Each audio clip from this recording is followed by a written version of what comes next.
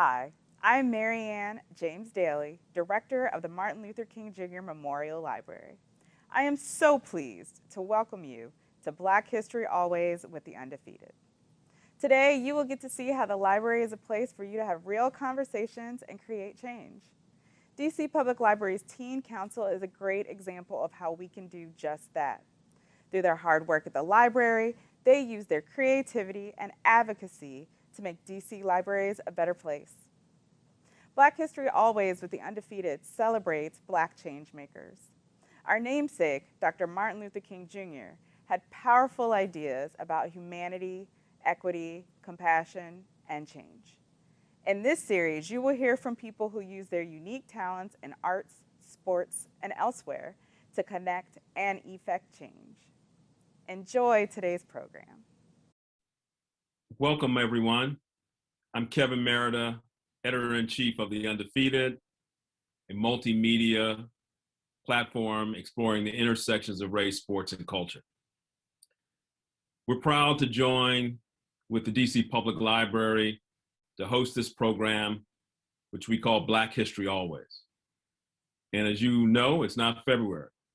Black history is living, breathing, evolving, and we're making it in real time every single day. With us today are people who are making history themselves. We have the extraordinary senior entertainment writer of The Undefeated, Kelly Carter, and the equally extraordinary Grammy Award-winning and Oscar-nominated recording artist, Her. Please enjoy. First up, she is one of the leading entertainment journalists in the country. A graduate of Michigan State, Kelly went on to write for USA Today, Ebony Magazine, MTV, and BuzzFeed before joining The Undefeated as their senior entertainment writer. Last March, she launched Another Act with Kelly Carter, a digital interview series, and served as a red carpet commentator for the Oscars on ABC. Join us in our conversation with Kelly Carter.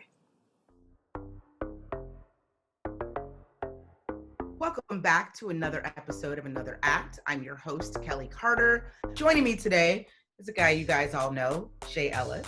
David Diggs, welcome to the show. Hey, how you doing? Today is a guy that we all know is a comedic rock star, Kevin Hart, singer, songwriter. Let us see. Everybody's hair crush goals every day. Tracy Ellis Ross, T.I., welcome to the show.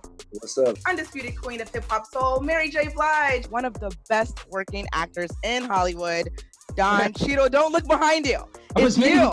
Inequality in itself is a pre-existing condition. Because we all are forced to be locked down right now, are you learning things that perhaps you didn't even know about them? Exponential. We're fine. It's just me and wifey and the two dogs. Everyone is accepting the new normal right now. It's a combination of like working out, eating well, and then having French fries every night for dinner. Is to raise people up and to teach them how to fish for themselves.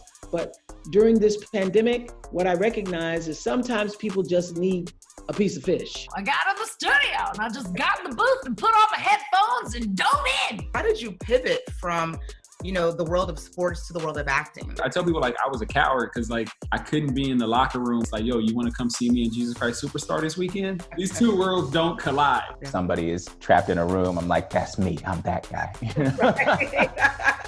It all is so relatable right now. I love Gab this much, but I think I love Kavya. Yes, she told me that too. If he didn't know stuff, he'd be like, I need help. I don't know what's going on. Wait, so you just told me that you gave LeBron James an assist? I gave LeBron several assists during the day. There you go. Bitty Bitty Bang Bang. Bitty had movies. She had credits. Feeling that you can do anything. And even if people tell you you can't, you'll show them eventually. It's just really being in control of your destiny, of your future. I look for roles that continue to expand the world's idea of who we are as Black women. My vulnerabilities as a woman, being a girl, I want the trajectory of my work to be work that inspires our young people. When I see a category where if you're gonna have 5 actors and only 2 are white people, that's when I'll know we've progressed. This was awesome. Thank you Here's so a much. hug. I'll give you a hug. There you I know, a virtual hug.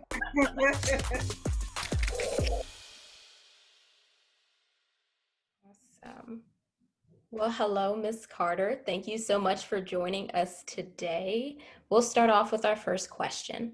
So, journalism is a very broad field. So, what led you to entertainment journalism? It's a really great question. You know, I knew that I wanted to be a reporter, and I loved writing, and that's what I thought I was going to be doing for the bulk of my career. I didn't know exactly what subject in journalism that I wanted to focus on. Like a lot of kids who get to college and start working for your student newspaper, you get really excited about chasing ambulances, you know, covering cops and university administration and just big headline grabbing news. And so that's initially where I thought I was going to go with it. But as I always like to tell people, my best friend was what I call the all-knowing sophomore. And you guys will meet the all-knowing sophomore when you get to college. It's the person who knows everything, because they're 19 years old and they've done it the year before you did it. And they're going to tell you exactly what it is you should be doing. And so my all-knowing sophomore told me that in order to become successful in journalism, I needed to get internships because real world experience was really the thing that pushed a resume to the top of the pile. And then after I got, you know, that first internship, she said, okay, that's great. So now we need to develop a specialty for you. My specialty is going to be sports. What is your specialty going to be?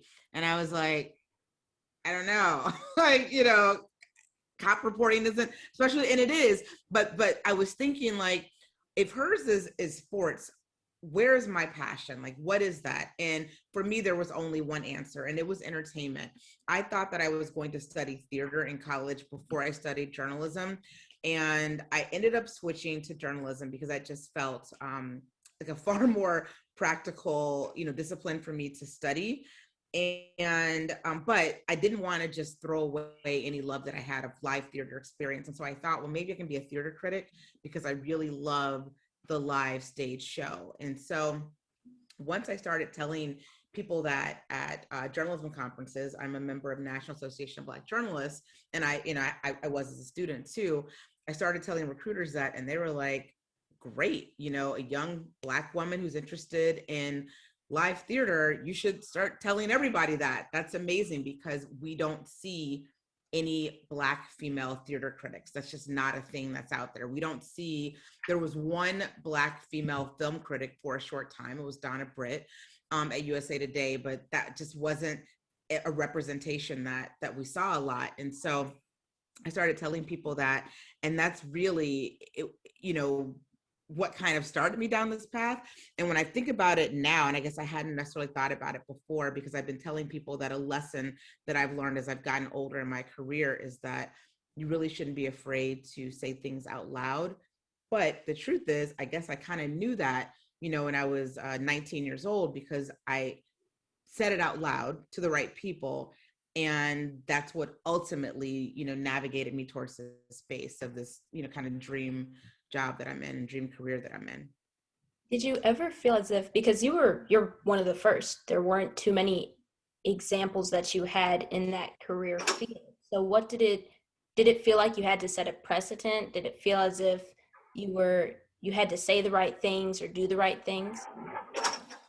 You know, I didn't ever think about it like that. You know, I just knew that I thought there was something missing from coverage. And at the time I was thinking it was missing from the space that I was reporting for. I started out my career at the Detroit Free Press, and I thought there's a segment of entertainment that we're not covering, and we weren't covering the segment of entertainment that I was most interested in, because quite frankly, our entertainment staff did not reflect Detroit at all. It was all white men, and they were all much older than me in a lot of cases. And we just had different variant interests in things. I was listening to WJLB, you know, the hot hip hop and R&B station when I would go home from work. Some of them were listening to NPR. We just had two different approaches to to how we even lived our lives, which meant that, there was a segment of entertainment that wasn't being covered. And because I listened to, the local hip hop and R&B station, I would hear commercials for, Black plays, a lot of them rooted in gospel music. And because I am of the community, when I was a kid, we would go see Miss Saigon at the theater. We would see, Les Miserables, but we also would, go and see, The Wiz, or we would go and see, Mama, I Want to Sing, or whatever. That was also a part of the theater experience. And it dawned on me as a reporter that these types of shows would sell out in markets like Detroit, Baltimore, Atlanta, time and time again, but we weren't covering them because they weren't, part of this traveling off Broadway, circuit. But what they did do is they brought in a lot of money. And in journalism, if you can quantify the success of something financially, then you've got yourself a really good story. And so that was one of the first big stories that I did, right out of college for that paper, that signified not only to me, but to my bosses, that there was a chance to really tell stories that we weren't telling. And that's just kind of what I dove into as an entertainment journalist. And while I am very comfortable covering the entirety of entertainment, I think that I, found a specialty in covering intersectionality, in entertainment, even though we weren't calling it that at the time, but, covering Black people in entertainment, or Black people who were focused on servicing a particular community that wasn't being serviced in entertainment. And those are the types of stories that I gravitated towards, and I still do in a lot of ways. You mentioned earlier like your passion and love for writing. So I know you've done a lot of print journalism in your past, and now you're interviewing celebrities and Academy Awards. How was your transition from print journalism to now you're interviewing celebrities? Like, how did you incorporate your still love for writing and things like that in this transition? Yeah, so I don't do much writing these days anymore, but there is writing, because obviously the same research is there, and the same reporting is there, so that hasn't changed. I think what has changed is the intention of the way that I ask questions. I have to factor in personality, which is something that I wasn't necessarily prepared to do, because I think when I'm not on camera, I interview someone completely differently than when I am on camera.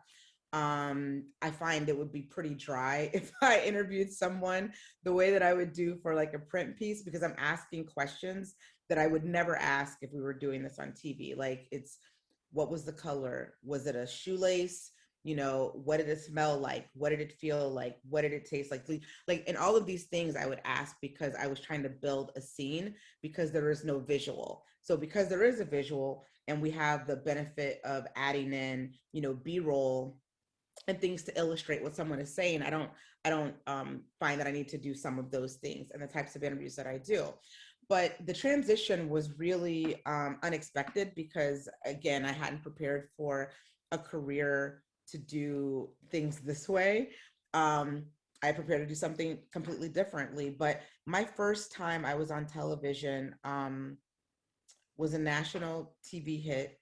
And it's funny because it's now in this documentary series that's on FX, Hip Hop Uncovered, that I haven't even watched yet, but I've been getting tweeted at about it. And I believe in that series, they are, telling these untold stories of hip hop. And so by covering the hip hop scene in Detroit, one of the biggest stories that came out of it was Eminem's best friend. And Eminem, obviously, when I started there, and I'm completely dating myself, he was just getting signed to Dr. Dre's label. And so, the biggest thing out of Detroit music after Motown was this young white kid with bleach blonde hair who was rapping and representing a community of young Black dudes in Detroit. And so all of a sudden, Detroit had this national music scene again. And so a few years into his success and into the success of the group D12, his best friend, who also was his hype man, Proof, was killed at an after hours bar, ironically on 8 Mile Road. And so that became really big news. Eminem had just gotten remarried to Kim. It's fodder for a lot of music that he produced at that time. And Proof was also his best man in that wedding. And that wedding garnered a lot of interest that we had not seen in Detroit in a really long time, like helicopters flying over, People Magazine, entertainment magazines coming in to cover that. And so when that happened, I started getting phone calls about doing television. And so one of the first hits was for Fox News Channel. And it was like jumping in the deep end, which is how I learned to swim. And that's also how I learned to do TV journalism, at the same time. And while it didn't necessarily spark this interest in doing more of that at the time, that just started becoming something that felt regular, because I think in print journalism, when you become an expert in a particular subject field, then you start getting called to do those types of things more and more. And eventually, when I left Detroit, I moved to Chicago for a brief time, and then I moved to Los Angeles for the first time. And all of a sudden, I'm doing Eat True Hollywood Stories all the time, or TV Guide channel projects, or CNN. And so that just became something that I was really learning to do as I was doing it. And I'm still evolving, right now. I think that, there still is so much room for growth and for me to learn how to do this job better. But I like it and I'm having a good time. And it's cool, and you mentioned like the Academy Awards, like I'm so comfortable doing entertainment analysis on camera. I think interviewing people on camera is still something that I'm working to be better at. But this year I get to combine both of those things at the Oscars. So I'm really excited about being able to interview someone live on camera, because I don't do necessarily live interviews on camera. They mostly are taped. And then also, being an analyst too at the same time. So that's the great thing about journalism, is you never stop growing, never stop learning, and never stop evolving. Right. That's wonderful. And at this stage in your career, how often do you get to write your own stories? I mean, you've spoken about that a lot, and that's what you make a point to do. And what's the difference between having to write your own stories and being told to cover certain ones? Do you have different approaches? How do you bring that same authenticity to both subjects? Yeah, so the best advice I got from someone early on in my career is the best way to not get an assignment from an editor is to come up with your own story ideas. Because quite frankly, editors are great. I love editors. Some of my best friends are editors, but they're not reporting. They're not out in the streets. They're not talking to the sources that you're talking to. So they don't really know what the story is in a way that you as a reporter will know what the story is. And so the best way to combat, potentially not so great story idea is to constantly come up with your own ideas. And so all of those are mine. I think what is different now is I'm translating a lot of what I'm so used to doing in a TV space. Like I had a production meeting earlier today for a really big shoot that we're doing that involves a cast of 10 people. And the lead producer is coming up with a bunch of questions, which is foreign for me because I write all of my own questions.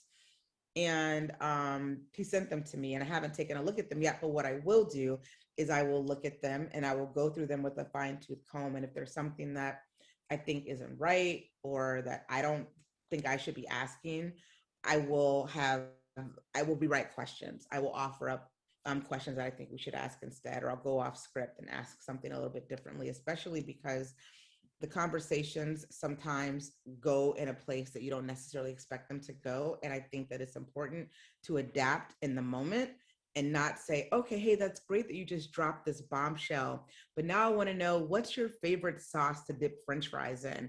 Doesn't make sense to do that.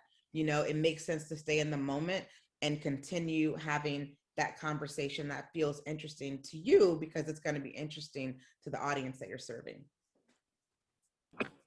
Can you tell us about your podcast with ABC, Inside the Oscars? What can listeners expect tuning into this program? Yeah, I'm really excited about the podcast. Basically, we're counting down to the Academy Awards celebration, and each week on Thursday, we drop a new podcast where we are either interviewing talent or we're being analysts and telling you about the films that are up for Academy Awards this year. So I've had a couple of really cool interviews. One was with Andra Day, who won the Golden Globe for her portrayal of Billie Holiday in the United States versus Billie Holiday. And she's up for an Academy Award for that one as well. And so we were able to talk about this moment, what it felt like for her, what it feels like for her, because this is her first time acting too, and how this moment is changing everything for her moving forward. And we're gonna have some more interviews like that, and just really excited to be super nerdy about the Oscars, because that's what we're doing. We're being super nerdy about the Oscars on this podcast, but thankfully there is an audience out there that wants to be nerdy with us, so we're pretty excited about it. Awesome. Well, we look forward to that, and I believe we're at time, so thank you so much for joining us. Of course. Thank you for having me. Next up, she won 2 Grammys a few weeks ago, including Best R&B Song and Song of the Year. Now she is nominated for Best Original Song for Fight For You from Judas and the Black Messiah, which she'll perform at the Academy Awards. Here's a clip.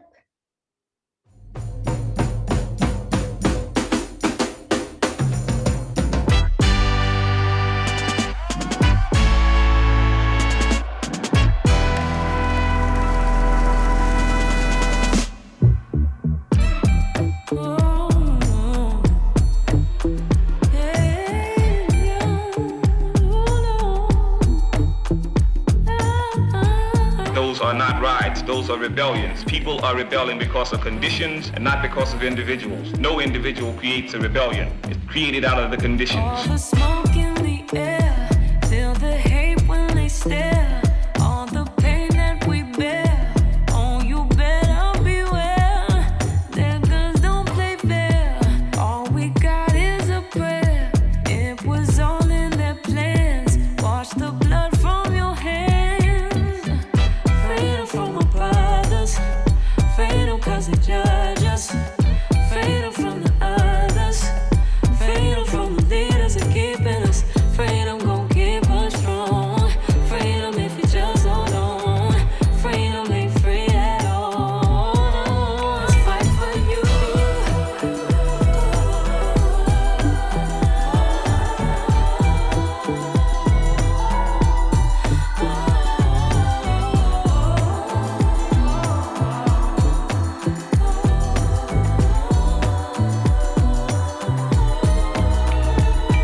Mental institution causing so much confusion. Seems the only solution is a new evolution. We can't take it no more.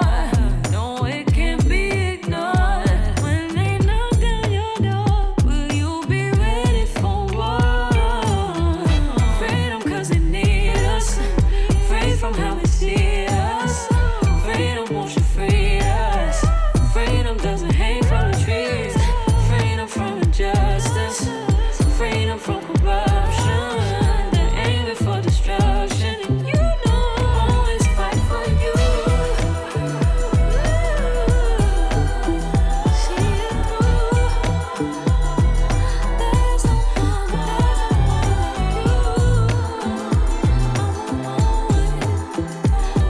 But where some see despair, I see ground zero for the revolution.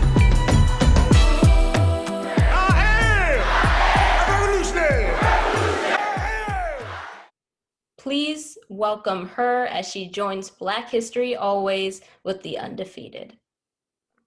Okay, first, thank you so much for taking the time to speak with us. So we're just gonna get right into the questions. Well, for me, I love history, but in general, Black history, of course.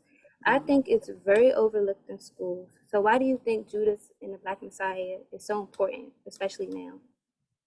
You know, the story of Fred Hampton was kind of a defining moment in Black history. And I don't think people realize how much of a leader he was and how he wasn't just representing the Black community. And he represented the Black community, but he helped so many other communities, and he was an advocate for change. And he was only 21 years old. I don't think people realize how crazy that is. And imagine if all young people knew the story of Fred Hampton and how empowered they would feel, knowing that there was a 21-year-old who created so much change, who had a voice that mattered. I think sometimes we think age is a factor when it comes to change or when it comes to our voice. And he was a prime example that that is not true. You can be however old, and he created so much change. So yeah, it's just such an important and empowering story. And I think it's up to us to really continue it and be aware of how we contribute to change. On that note of awareness, how do you feel about students and young people and our Black youth learning about our history through media and not through school or not through our history classes? Yeah, I'm really passionate about that. You know, I think everything can be intentional sometimes. Knowledge is power, and I think people know that. And so when you try to control our history books and you try to control what we know, then you can control our minds and how we see ourselves. So if we dig a little bit deeper and we read our books, and unfortunately we have to, but if we search outside of our schools for knowledge and we ask the older people around us, and we like I said, we do our research, and it's available. There's really no excuse now, you know, with the internet and Google, you can learn anything. Yeah, I think there will be so much power in our knowledge. There will be so much more power in our voices because of all the history we have to back it up. And I always said this, and I just said this to Miss Kelly over here. You can't understand today without understanding yesterday. Wow. Yeah, definitely true. And on that note, we have questions from our other teen council members who are not with us today. Hi, my name is Blair Mushala. I'm a 16-year-old student at Duke Ellington School of the Arts. My question is for her. I wanted to know, as an artist, what was your creative process like working on such a powerful piece for an even more monumental movie? So, I mean, with this song, since I was writing it for the movie, I kind of took a different approach, and we watched the movie in the studio, and I just thought about all the different themes and all the different storylines, and the fact that it wasn't just a fight for the Panthers. Everybody was fighting for something. You know, Fred Hampton was even fighting for the love of his life. He was fighting for other communities. And then the federal agent and the informant, he was fighting for his own freedom. So you had all these people kind of fighting for something. And that was the process when I thought about the song. And then, you know, when I spoke to Shaka King, he said he wanted people to leave hopeful. He didn't want people to be sad necessarily. So I started listening to some Marvin Gaye and Curtis Mayfield and thinking about the percussion and thinking about the grooves and how much they made pain kind of feel uplifting, and they kind of made their pain feel like a groove. And we kind of like were able to escape it and feel something different just based off the music and how good it made us feel. So I thought about that a lot, and I started singing, you know, I will always fight for you. And it just felt so natural. And D-Mile, my collaborator, and Tierra, we all just started bouncing off ideas, and yeah, that's kind of what happened. So in this song, I definitely get very much Marvin Gaye vibes. Like I kind of compared it to like what's going on, but in the lyrics, you can kind of compare it to today. So why do you think for you was it so important to make a song not only just for the movie, but for like a message for right now?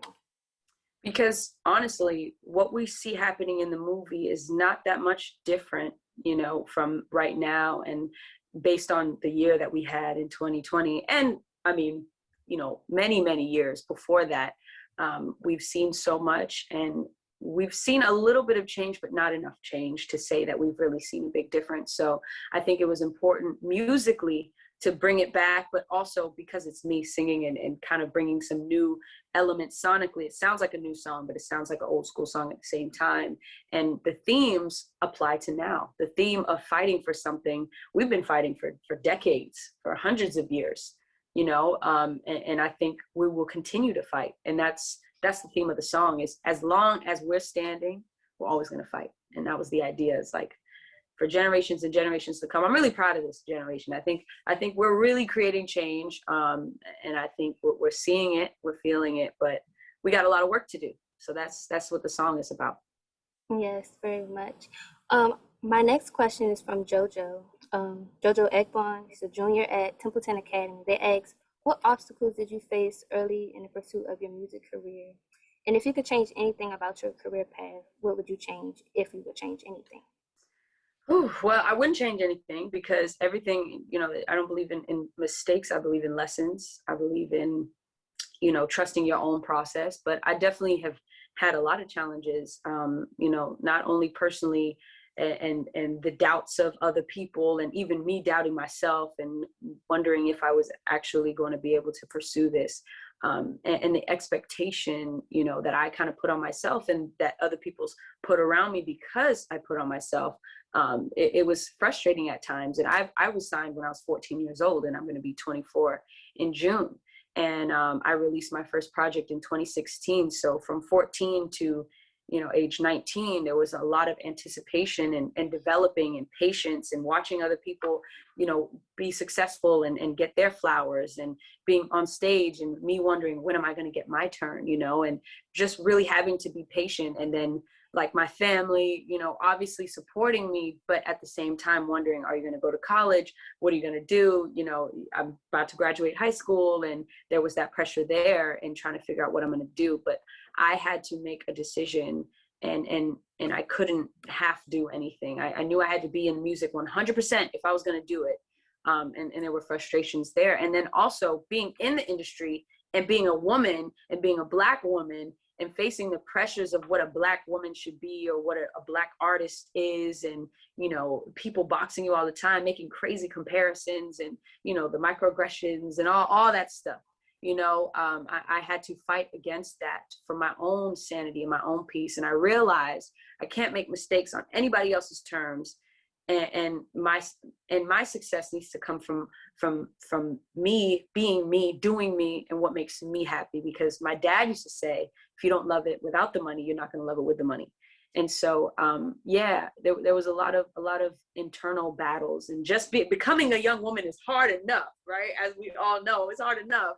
So being in the industry, there's a lot of pressure there, and you gotta stay true to you. You gotta look in the mirror and tell yourself, you know, I'm the best at what I do, not what anybody else does. I'm not trying to be better than anybody else, but the person I was yesterday. And that's kind of what brought me to this point. But yeah, we can talk all day about challenges. There's so many no's before yeses. There's so many doors that close before some open. But just know that the ones that do open are the ones that are meant for you. And if it ain't for me, I don't want it, you know, and always having that prayer in the back of my head. And on that note, we have a question from our teen council, Salam. Hi, my name is Salam Awit. I'm 18 years old, and I'm a freshman at George Washington University. First, I just want to say I appreciate you living your truth so beautifully. Your authenticity is so empowering, and as a poet, I fell in love with all of your lyrics. But my question for you is, what advice would you give to young women stepping into independence? And what helps you stay grounded in the face of so many internal and external pressures? So yeah, thank you. And I hope I'm able to come to one of your concerts. Yeah, I mean, it's really the foundation of people that you keeping around like-minded people that don't make you dim your light, that embrace you and who you are, but also don't just say yes to everything, and are always honest with you, and give good criticism and give good advice, and just knowing, you know, not to take advice from people that ain't got the receipts, that ain't got the life experience, you know, because that's really important. You know, we can't have the blind leading the blind. So that's really important. But also, just like I said, I think it's a lot of affirmation. As silly as it is, I think, you know, we have to talk to ourselves and be more gentle with ourselves, and be more positive, and really say like, hey, I'm the best at what I do. I love who I am. I know nobody can do me better than me. And that's your superpower. Being unique and different is your superpower. You just talked about like keeping like the right company with you that kind of motivates you. Like in your music career, did you have like your own personal motivator or like mentor? I definitely have had many mentors. My MBK family, they're my management team. Jeff Robinson, who managed Alicia Keys for many, many years. And he, you know, has embraced me for who I am, but his company is also run by women. And they're all leaders. And I've had them as examples, Misha, Janine, they're powerful women who have give me two different perspectives on what a woman is. And I've been able to take, you know, from them and learn from them and be my own boss. And Nadia Noel, who worked for MBK for a while as well. Yeah, there's been a lot of different people in my life, and my mom especially. My mom has always kept me grounded and humble and reminded me to be grateful. Awesome. And you said a couple weeks ago in a different interview, you said that sometimes you have to know who you're not in order to come into who you are. And so what failures have you experienced that ended up benefiting you or you ended up learning from? I forgot that I said that. No, that's real, actually. I was like, oh, that's a bar. I said that. Okay. Man, I gotta think. As far as failures, obviously there's been tons of them. I think I don't know if I would call them failures. I don't think we ever have failures necessarily, because everything is a stepping stone to get to where you're trying to go. So I think, you know, pushback, if anything, or me, you know, listening to somebody for half a second, you know, listening to somebody, taking somebody else's advice on who I should be or what I should do, and then going, wait, this doesn't even feel right. You know, even wearing certain clothes, or, you know, doing my hair a certain way, people giving advice on that. Sometimes you can't take that kind of advice from other people, you know, and sometimes when you feel uncomfortable, it's like, it's because you're not being who you are 100%. So I definitely think there was a lot of pushback there. And then somebody told me that I shouldn't play guitar on my first tour, that I shouldn't bring out my electric guitar, because at the time, you know, people weren't really playing instruments. And I said, you know, no, that's part of who I am. I have to play guitar on the stage. And from then on, you know, everybody was like, oh my gosh, we love her because she plays the guitar, and, you know, she represents something completely different than what I'm used to seeing, you know? So yeah, it's the pushback, I think, from other people and listening to other people sometimes, but knowing when to take advice and knowing when to humble yourself and take criticism, but there's a balance there. And there's a demand for fast entertainment, for a quick song, a quick post. And how do you combat that? Because you've said on numerous occasions that you value authenticity in your work. And clearly the culture of today goes against that. So how do you manage? Listen, I've had plenty of opportunities to, you know, take some hit song from some writer somewhere, or, you know, do something that I feel like was going to make me popular immediately. But that's not why I'm in this. That's not why I do music. So I think it comes down to your intentions and why do you do this? Because I know a lot of people that do music and they don't necessarily love it, and that's cool, you know, make a little bit of money or whatever, but that's just not what I want for myself. Because things that, you know, are thrown at the wall just to see if it sticks, or things that are here really quick, they'll be gone tomorrow. They'll be gone tomorrow. You know, it's hard to follow up. It doesn't, it's not sustainable. When you really put the work and you build a foundation, like think about a house and building a foundation and everything that goes into building a house, knowing that it'll stand strong. But if you just put it together real quick, you know, it's not guaranteed to be really strong, especially through the storms and especially through the ups and downs. So you always, and that's just in life, period. You know, you have to work hard for anything that you want in life, but at least you're doing something that you love and you're working hard at it, you know? So I see it that way. And it's very easy to take every opportunity, but every opportunity is not a good opportunity. And all money is not good money, you know, and everything is not for you. So I always have that prayer and have that try to have that clear vision and that clear path, like, okay, this is for me, this is not for me. What does that mean? And whatever sits right with your spirit, then that's what's for you. You know, whatever you feel like makes you feel good, makes you feel happy. Not right now, but looking at your bigger picture, your bigger goals, your whatever your end game is. If it doesn't contribute to that, then you're wasting your time. Wow. Well, thank you. I believe we're at time, but this was absolutely wonderful. Oh, thank you. Yes. What a really cool thing. I mean, I had nothing to do with any of this, but that's so cool, that you took the time out to talk to these young women who apparently are coming after my job, and I'm okay with that. So. Of course. Hey, sometimes you got to pass the torch, okay? You got to pass the torch. Happily. On behalf of Destiny Coburn, myself, and the entire Teen Council, thank you for joining us. And to learn more about what the Teen Council does here at DC Public Library, follow us at DC Library Teens on Instagram or online at dclibrary.org/Teen Council. Thank you. Thank you again for joining us for Black History Always with the Undefeated. We invite you to join for our next discussion that will continue our focus on race and how you can be part of the change we need for a brighter, better future. Visit dclibrary.org/Black History Always to learn more. Thank you and see you at the library.